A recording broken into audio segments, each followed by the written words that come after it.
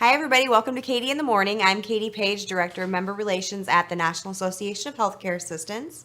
And for those of you that missed CNA Fest, we started a huge drive during CNA Fest for CNAs to write their own stories and send them in. Meg Laporte actually presented for us at CNA Fest. She is a phenomenal writer. And she just kind of gave us some tips on how to write your story and put it out there for the world to see. So what NACA is doing is we are collecting stories from CNAs across the nation, and we are actually going to publish our own book. So I wanted to bring some tips to you guys today. I've had several members call in, message me on Facebook, send emails that they're nervous about writing this story. So I just kind of wanted to break it down for you guys today, kind of what we're looking for. It's nothing fancy. It doesn't have to be a novel. It doesn't even have to be multiple pages. It could just be a few paragraphs, however long it takes you to write your story. So why is it so important for CNAs to tell our story to everybody out there? One of the main reasons I think is recruiting CNAs into our profession.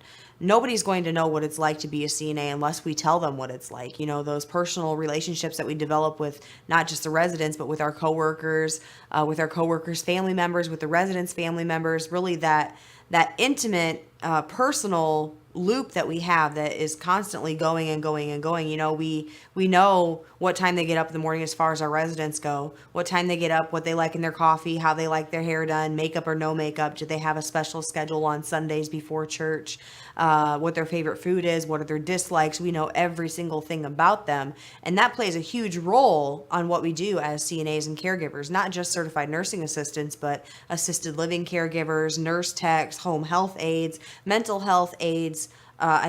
Really, hospice is another huge one, and that one just popped right into the back of my head. But that you really have to know the routine of somebody to kind of to chart that. I totally just lost my train of thought.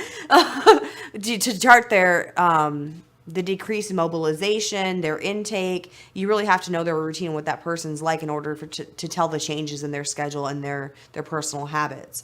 So today we're going to talk about writing your own story.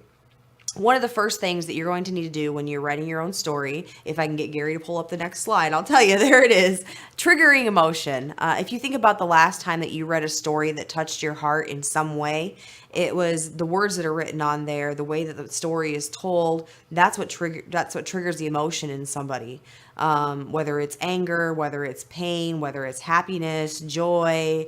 There's so many different emotions that can be triggered just by somebody telling you their story. And that's one of the things that we do as a CNA is we tell about the highlights of our career. We also tell about the downfalls, not as a kind of criticism to what we do, but as learning lessons to other CNAs. That's one of the huge things that you see at CNA Fest is the networking among CNAs, and a lot of what you hear around the bonfire and out in the sitting area in the Rose Garden, the smoking section, is the exchange of stories, whether it's dementia care, hospice care, nurse techs. We saw several nurse techs there this year at CNA Fest, and just the difference between the different settings, the different paces, different shifts, different facility procedures and protocols.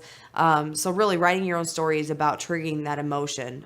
Humor is another one that we see a lot, especially in the dementia units. Some of the stories that get told about dementia units are downright hilarious, depending on what stages the residents are in as far as Alzheimer's and memory care loss. Some of the stories can get pretty outrageous of the things that we experience on a day-to-day basis. We're going to take a short break, and when we come back, we're going to talk a little bit more about writing your story.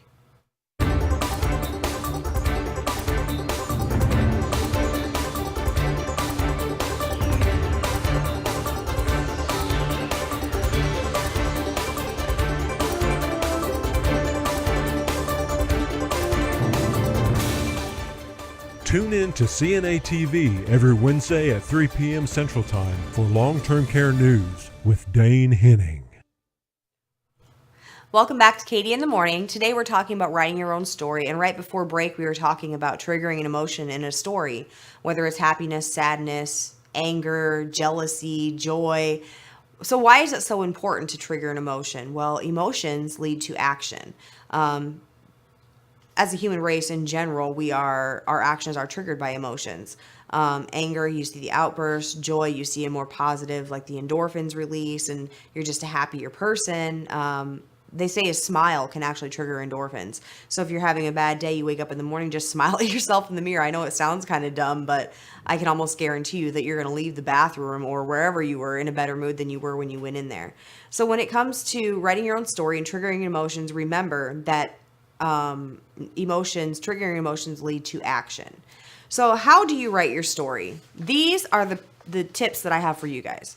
When you go to write your own story, tell them who you are, what you do, when you started, where you started, why you started or why you got attached to the profession, and how it all developed. Really, that's essentially what it is. Just write these words down on a piece of paper and just brain dump everything that you can think of about your career that falls into these categories. The next thing that you're going to want to do is to create your storyline. This is sort of like an outline. So when I wrote my story, I started out actually before I became a CNA. I actually came into the kitchen staff first. So that was the when, the who, and the where. The how came into play next because as I worked into the kitchen area, I got to develop these relationships with these residents. I started to learn what they're allergic to, what their dislikes were, how they like did they like their coffee iced, did they like it hot? And the director of nursing and my mom actually saw this relationship and the connection that I had with these residents and said, hey, you need to get into the CNA class. So that's how it started. And from there, I just built and built and built my story, just chapter by chapter of my career. I'm not going to lie to you guys, mine's pretty long. It's like 3 pages long, but you guys have probably noticed that I tend to verbalize a little more than other people, and that's the same way when I'm writing. So really, this is what you do. You categorize it into those words. You make an outline. And you can repeat those words in different stages in your outline as well. If there's a point where you left and then came back, tell them why you left. Tell them what it was that brought you back, when you came back, that sort of thing. The more stories that we have and the more experiences that we gather, the better reaction we're going to get from the public, and hopefully the more people we can get back into the industry. Now, you can send your stories to us. I've listed everybody on the NACA staff. That's my email, Katie Page. Right below me is Jeff Wellman. That's jwellman@nacacna.org. Dane is D. Henning at nacacna.org. Jeff Carter, J. Carter at nacacna.org. Lisa Sweet is L. Sweet at nacacna.org. And then, of course, we have Lori Porter at lporter@nacacna.org. So you guys can send your stories in there.